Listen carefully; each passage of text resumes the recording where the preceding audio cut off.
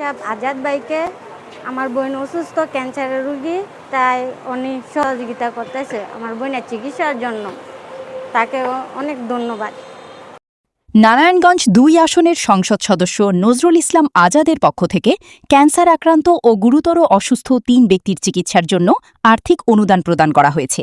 রোববার বিকালে ২৫০০ উপজেলা বিএনপির দলীয় কার্যালয়ে সুবিধাভোগীদের হাতে এই অনুদানের টাকা তুলে দেওয়া হয়। দলীয় সূত্রে জানা গেছে, অসুস্থ ব্যক্তিদের চিকিৎসার ব্যয়ভার বহনে সহায়তা হিসেবে মোট ১,৬০,০০০ টাকা অনুদান দেওয়া হয়েছে।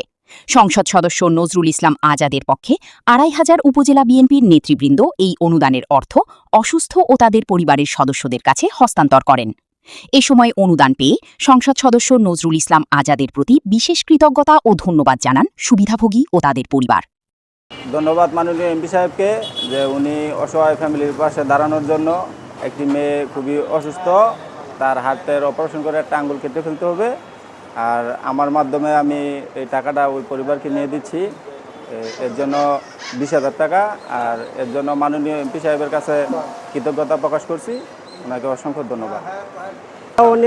চোখের সমস্যা আর এমপি সাহেবের কাছে গিয়ে আমরা বলছি, এমপি সাহেব এখন আঙুরে অনুদান দিয়েছে অপারেশন করার জন্য, ১,০০,০০০ টাকা দিছি। এর লেগে এমপি সাহেবের ধন্যবাদ। আমার আম্মুর ক্যান্সারের সমস্যা, এই জন্য হলিউল্লাহ ভাইয়ের দুইটা আজাদ ভাইয়ের কাছ থেকে হেল্প নিয়েছে। এখন উনি চিকিৎসার জন্য আমার আম্মুর হেল্প করছে টাকা দিয়ে।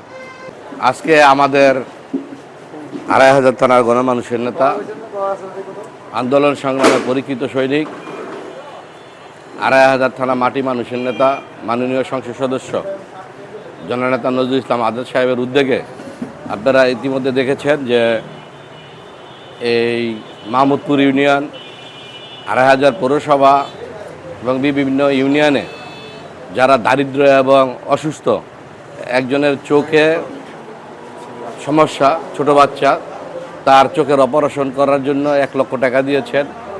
এবং আমাদের ২৫০০ পৌরসভা নোয়াপাড়া গ্রামের একজন ক্যান্সার রোগী, তারে ২০,০০০ টাকা দিয়েছেন।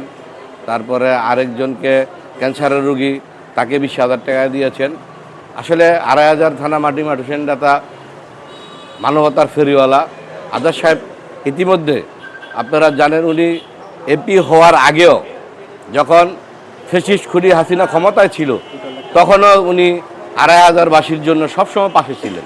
উনি সবসময় ওনার হাত বাড়িয়ে দিয়েছেন দুঃখী মানুষের মাঝে, এবং ২৫০০ প্রত্যন্ত অঞ্চলে ওনার হাতের ছোঁয়া রয়েছে, যেমন মসজিদ, মাদ্রাসা, পাশাপাশি দারিদ্রদের মাঝে। আজকের সেই সুবাদে আমরা মাননীয় এমপি সাহেবের পক্ষ থেকে ১,৬০,০০০ টাকা এই অনুদান দুস্থদের মাঝে এবং অসুস্থদের মাঝে আমরা বিতরণ করেছি। তো এর ধারাবাহিকতা অব্যাহত থাকবে। আমরা নজরুল ইসলাম আজাদ সাহেবের জন্য সবাই দোয়া করব, আল্লাহ তাআলা যেন ওনাকে সুস্থ রাখে এবং ওনাকে দীর্ঘায়ু কামনা করি, উনি যাতে মানুষের পাশে সবসময় থাকতে পারেন। এবং ২৫০০ উন্নয়নের এই বর্তমান সরকারের জননেতা তারেক রহমান সাহেবের নেতৃত্বে এগিয়ে যাচ্ছে।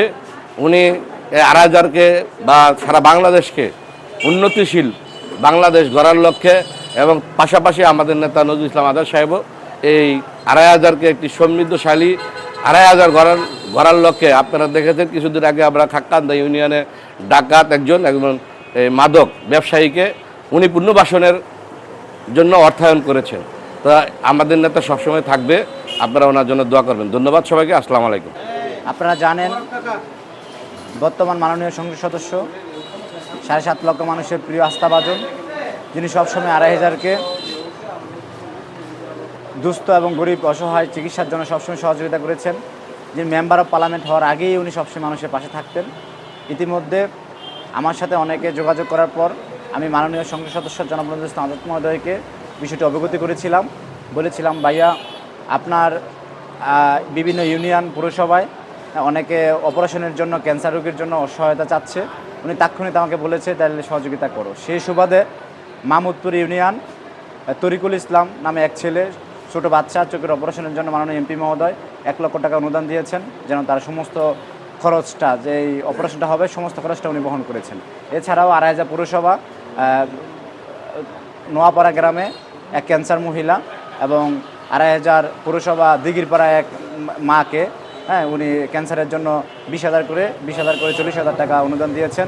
মাহমুদপুর ইউনিয়ন আরেকটি কল্যাণী গ্রামে এক অসহায় এক মেয়ে হাতে পচন ধরেছে, সেই সুবাদে উনি অপারেশনের জন্য 20,000 টাকা অনুদান দিয়েছেন। এই মিলিয়ে টোটাল 1,60,000 টাকা দিয়েছেন, যিনি বরাবরের মতোই মানুষের পাশে থাকাটা উনি স্বাচ্ছন্দ্য বোধ করেন।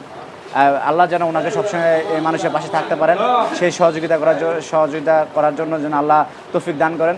সেই সুবাদে আমি এখানেই বক্তব্য শেষ করছি। আসসালামু আলাইকুম।